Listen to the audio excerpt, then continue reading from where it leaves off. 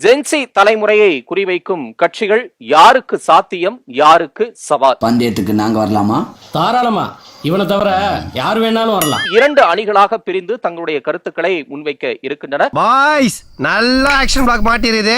Full enjoyment தான். வாங்கடா. முதலாவதாக ஊடகவியலாளர்கள் திரு ஜீவசகாப்தன், திரு இந்திரகுமார் தேரடி, ஷர்மிளா ஆகியோர் ஒரு அணியில் இணைகின்றனர். இதுல ஏதாவது ஒண்ணுனாலே ஒண்ணுக்கு போற அளவுக்கு அடிப்பாங்க, 3ன்னா மோஷன் போற அளவுக்கு அடிப்பாங்களே. மற்றொரு அணியில் விஜய் ஆதரவு நிலைப்பாட்டில் இருந்து செங்கை பத்மநாபன், திரு விவேக் கணநாதன், திரு நந்தகுமார் ஆகியோர் இணைவதையும் நாம் பார்க்கிறோம். உங்க மனசுக்குள்ள மரண பீதி இருக்கிறது என் கண்ணுக்கு கண்ணாடி மாதிரி அப்படியே தெரியுது. தெரியாளா உடம்ப இரும்பாக்கிக்கடா, அடமலா ஆரம்பிச்சு வெளுத்து வாங்க ஒரு பஞ்சாயத்தடா முடிச்சு பாரு.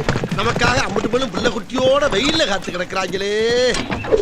இப்ப இங்க என்ன பிரச்சனைனா, ஜென்சி கிட்ஸ் போன்றவங்களுக்கு அரசியல் இல்ல. இவனுங்க கிடக்குறானுங்க சுண்டக்கா பசங்க. கொள்கைங்கிறது, நீ பொருளாதார கொள்கையில என்ன வைக்க போற, குளோபலைசேஷன் குறித்து உன் கருத்து என்ன கேட்டா அப்படின்னா என்ன அப்படின்னு கேட்பானுங்க. ஜீவா சார் சொன்னாரு, கொள்கை முக்கியம், கொள்கை முக்கியம். கொள்கை மட்டும் நான் பசியில இருக்கிறேன் சார். எப்ப பார்த்தாலும் சோறு சோறு சோறுன்னு படிப்பு இல்லாம கஷ்டப்பட்டு இருக்கேன் சார். அந்த காலத்துல நான் படிக்கும்போது எங்க வீட்டுல கரண்டே இல்லடா. ஒழுங்கா கரண்ட் பில் கட்டிருக்கணும். அந்த காசு எடுத்துன்னு போய் குடிச்சு வந்திருப்பேன். இன்றைக்கு நடைமுறையில் தேவையான ஒன்று ஊழல் தன்மை மட்டுமே, ஊழல் தன்மை மட்டுமே, ஊழல் தன்மை மட்டுமே. பாத்தீங்களா சார், பிராடு பசங்க சார். ஊழல் இல்லாத, லஞ்சம் இல்லாத ஒரு ஆட்சியை நான் கொடுப்பேன். திருப்பூரில் நஞ்சப்பா அரசு ஆண்கள் மேல்நிலைப் பள்ளியில் மாணவர் சேர்க்கைக்கு 250 ரூபாய் வசூலிக்கப்பட்டது குறித்து விளக்கம் கேட்டு தலைமை ஆசிரியருக்கு கடிதம் அனுப்பப்பட்டுள்ளது. ஊழல் இல்லாத, லஞ்சம் இல்லாத ஒரு ஆட்சியை நான் கொடுப்பேன். நான் துப்புறதுக்குள்ள இங்க போயிடு. விஜய் அவர்களுடைய தேவையே லஞ்சம், நிர்வாக சீர்கேடு, சீர்கேடு ஒழிப்பு.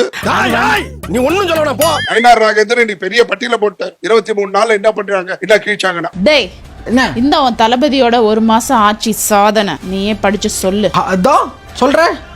கொலை, கொள்ளை, கற்பழிப்பு, குதிரை பேரும், ஆள் கடத்தல், போதை கடத்தல், தண்ணி தட்டுப்பாடு, குழந்தைங்க பாதுகாப்பு, பெண்கள் பாதுகாப்பு, கிழவிக பாதுகாப்பு, கள்ள லாட்டரி, ஆன்லைன் அபியூஸ், லஞ்சம், போக்குவரத்து சீர்கேடு, கரண்ட் கட்டு, வழிப்பறி, இப்ப லேட்டஸ்டா ஹார்ட் டிஸ்க் திருட்டு.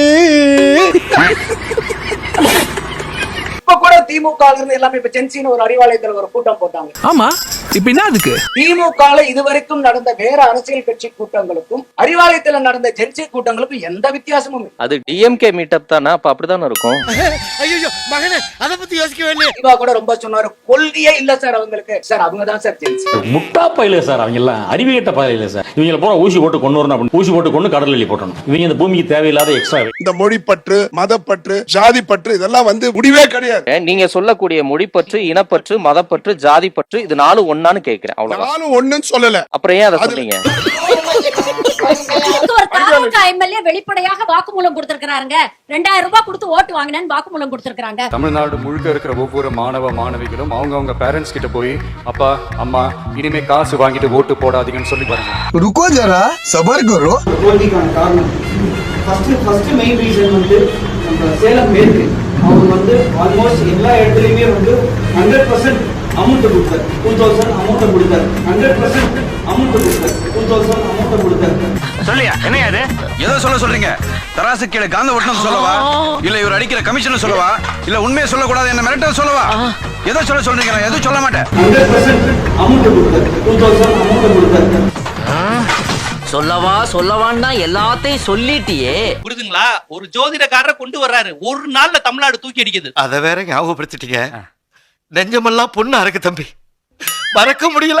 உங்க ஜோசியரை அபிஷியல் கவர்மெண்ட் அட்வைசரா முயற்சி பண்ணி பல்பு வாங்கின ஒரு உண்மையான பெரியாரிஸ்ட் இருந்தாலும் அவர் கருப்பு கோட்டு போட்டுக்கிறது பெரியாருடைய கொள்கையா? அடுத்து அந்த பிளாக் கூட யாரை குறிக்கும், எதை குறிக்கும்ன்றது நான் சொல்லிதான் தெரியணும்னு அவசியம் இல்லாத உங்களுக்கே நல்லா தெரியும். இதை விட ஒரு மோசமான உருட்டை யாராவது உருட்ட முடியுமா? இப்போ நடக்கிற அவலத்துக்கு அத்தனைக்கும் காரணம் கடந்த 50 ஆண்டு கால திராவிடம். ஸ்டாம்பீட் நடந்திருக்கு, எவ்வளவு பிரச்சனை நடந்திருக்கு. தைரியமா ஒரு பிரஸ் மீட் கொடுத்தாதான் என்ன? பிரஸ் மீட்டிங் பேச சொல்லு. ஏன் ஓடி போற? நாமள தானே பேசியா? நீ சரியா நாமளே இந்த பிரஸ் மீட்டிங் கூட விஜயா.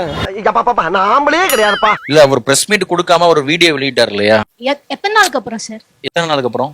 அப்படியே போட்னா நான் கேட்டது என்கிட்ட திருப்பி கேளு. ஒரே ஒரு உதாரணம் மட்டும் சொல்றேன். சொல்லி தொலை. மிகப்பெரிய நெட்வொர்க் இருக்கக்கூடிய ஒரு தொலைக்காட்சியில் ஒரு ஊடகவியலாளர் ஓபன் லைவ்ல பேசுறாரு, தற்குறி விஜய். தற்குறி விஜய் சரியா தானே செஞ்சிருக்கான். திட்டமிட்ட ஒரு அவதூறு பிரச்சாரமும் அவருடைய மதிப்பை குறைக்க வேண்டும். பெரிய அண்ணா சாரு இவரோட செல்வாக்கு நாங்க சரிக்க பாக்குறோம். போதையில நீ தாண்டா ரோட்ல சரிஞ்சு கிடந்த. பிரதமர் இதுவரை செய்தியாளர்களை சந்திச்சது கிடையாது. அதே மோடி பாணி தான் இது. வேற இல்லடா ரெண்டு பேரும் தமிழ்நாடு அரசினுடைய நிதிநிலை குறித்து வருவதற்கு முன்னாலேயே அவர்களுக்கு நன்றாக தெரிந்திருக்கிறது. ஆமா இல்ல அதுக்கு என்னப்ப வந்ததுக்கு அப்புறம் திடீரென்று வேறு காரணங்கள் சொல்றாரு. ஆட்சிக்கு வந்த அடுத்த நிமிஷம் தமிழ்நாட்டில் எல்லா இடத்துக்கும் அனைத்து அரசு பேருந்துகளிலும் கட்டணம் இல்லாமலே போகலாம். இந்த இவனுக்கு ஒரு சீட் எடுத்து பாருங்க ஐயா, வெறும் பொய்யா சொல்லிக்கிட்டு தெரியலாம். எல்லா பயிர்க்கடனும் தள்ளுபடி என்று சொன்னவர் இப்போது 1 லட்சம் ரூபாய்க்கு 5000 மட்டும் இது பண்றாரு. நான் கேட்டது 5 ஏக்கருக்கும் குறைவான நிலம் வைத்திருக்கும் விவசாயிகளுக்கு வேளாண் கூட்டுறவு சங்கங்களிலிருந்து பெறப்படும் அனைத்து பயிர் கடன்களுக்கு முழு தள்ளுபடி. ஆனா அவர் எனக்கு கொடுத்தது. ஆனால் இன்றைக்கு முதல்வர் அறிவித்திருக்க அறிவிப்பு வெறும் 50,000 ரூபாய் தள்ளுபடி செய்யப்படும். 50,000 ரூபாய்க்கு மேல போறவங்களுக்கு வந்து 60,000 வரையும் 15,000, 60,000க்கு மேல 70,000 வரையும் வரும் 10,000, 70,000 இருந்து 1 லட்சம் ரூபாய் வரையும் 5,000 வந்து தேர்தல் அவங்க வந்து கடன் தள்ளுபடி அறிவிச்சிருக்கிறது. உண்மையிலேயே பெரிய ஏமாற்று முகமாக இருக்கிறது. போன அரசாங்கம் வந்து வட்டி ஊக்கத்தொகை மட்டுமே 3,000 கோடி விடுவித்தது. ஆனா இப்போது பயிர்க்கடன் தள்ளுபடியே 2,000 கோடியை தாண்டல். என்ன இது கெட்டனா? எதுக்கு வச்ச நொய் எழுதுனேன்? எதுக்கு? சந்தோஷத்துக்கு தான். யார் சந்தோஷத்துக்கு? பொண்ணு மாப்பிள்ளை சந்தோஷத்துக்கு. ஓ, இந்த 8 வாங்கிட்டு பொண்ணு மாப்பிள்ளை சந்தோஷம் அடைஞ்சிருவாங்களா? இல்ல இந்த 8 வச்சு சர்வதேச கடனை அடிச்சலாம்னு நினைச்சியா? சாதியை மீறி மதத்தை மீறி பணத்தை மீறி வாக்காளர்களை கன்வெர்ட் பண்ணியாச்சு. எலெக்ஷன்ல 50-60 வருஷமா இருந்த சாதிய உடைச்சிருக்கிறோம்.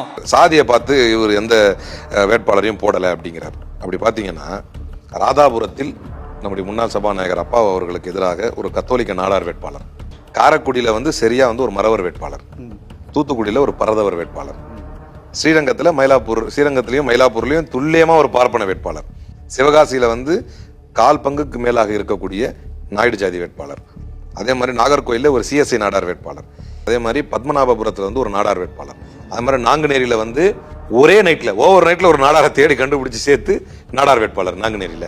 சாதிய உடைச்சிருக்கிறோம். 108 எம்எல்ஏ அவங்க ஒரு ராஜ்யசபா எம்பி கிடைச்சிருக்கு. போய் மோடியையும் பாஜகவையும் வரல விட்டு ஆட்ட வேணாமா? அவனுக்கு அவன் குஞ்சு மணி பிடிச்சா ஒழுங்கா ஒண்ணு கடிக்க தெரியாதியா? பொடிப்பைய வரல விட்டு ஆட்ட வேணாமா? காங்கிரஸ் கொடுத்துட்டு வந்திருக்காங்க. ஏன் பயம்?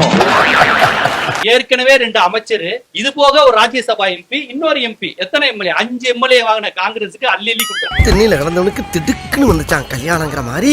இப்படி ஒரு வாய்ப்பா? காங்கிரஸ்க்கு அவ்வளவு சந்தோஷம். இப்படிப்பட்ட ஆளாப்பா நீ அப்படின்னு. இவனை ஃபாலோ பண்ணுங்கடா.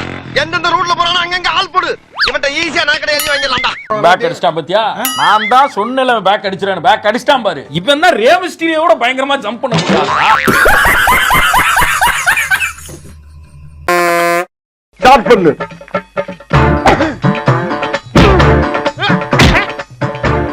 இங்கிட்டு வா. அப்படியா?